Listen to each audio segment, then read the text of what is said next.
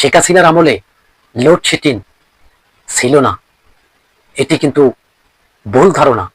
শেখ হাসিনার আমলে লোডশেডিং ছিল, ভয়াবহ লোডশেডিং ছিল এবং মানুষের উপরে অনেক অত্যাচার করছিল। আর এখন যদি আওয়ামী লীগকে আবার সুযোগ করে দেন, এবার খাম্বা চুরি না, এবার ডলার চুরি করা শুরু করে দেবে এই স্বৈরশাসক শেখ হাসিনা। যে পরিমাণে টাকা পয়সা বাংলাদেশ থেকে নিয়ে গেছে, কয়েকশো বছর খেয়ে পরে তারা থাকতে পারবে, তাদের আর রাজত্ব করতে হবে না।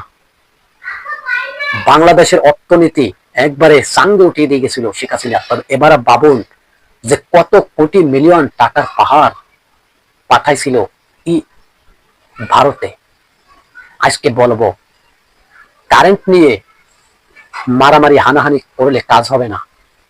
কিভাবে সমাধান করা যায় এই পথটাই দেখুন, বেছে নেন, যাতে কিভাবে সমাধান করা যায়, এই জাতি কিভাবে সুখে শান্তিতে জীবন যাপন করতে পারে। তাই মারামারি হানাহানি করে কোনো কাজ হবে না।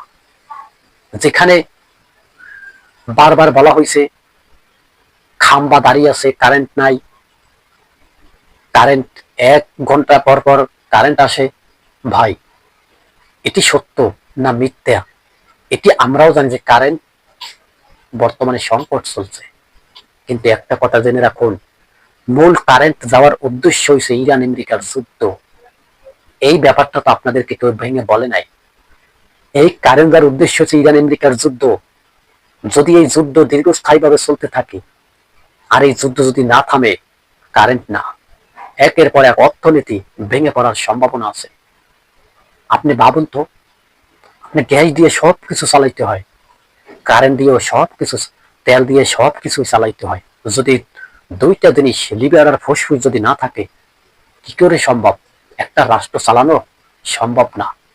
আজকে বলি, ইরান আমেরিকার যুদ্ধ বন্ধ করুন, বিশ্বের মানব জাতি শান্তিতে ফিরে জীবনযাপন করুক। এই যুদ্ধ কেউই চায় না। আর এই যুদ্ধের ভয়াবহতা বিশেষজ্ঞরা তুলে ধরছে, শুধু কারেন্ট না, মোমবাতি না, হারিকেন না, ভাই যুদ্ধের কারণে প্রতিটা রাষ্ট্রের ভিতরে হাহাকার লেগে গেছে। আর আবার যদি এই যুদ্ধ শুরু হয়ে যায়, মানে আবার বলতে আমেরিকা ইরানের চুক্তি শেষ, এইবার আবার যুদ্ধ শুরু হয়ে যেতে পারে। এইবার যুদ্ধ শুরু হয়ে যেতে পারে, ভয়াবহ যুদ্ধ। আর এইবার যদি যুদ্ধ শুরু হয়, তেল দীর্ঘস্থায়ীভাবে বন্ধ হয়ে যাবে, গ্যাস মানুষ টাকা দিয়েও কিনতে পাবে না।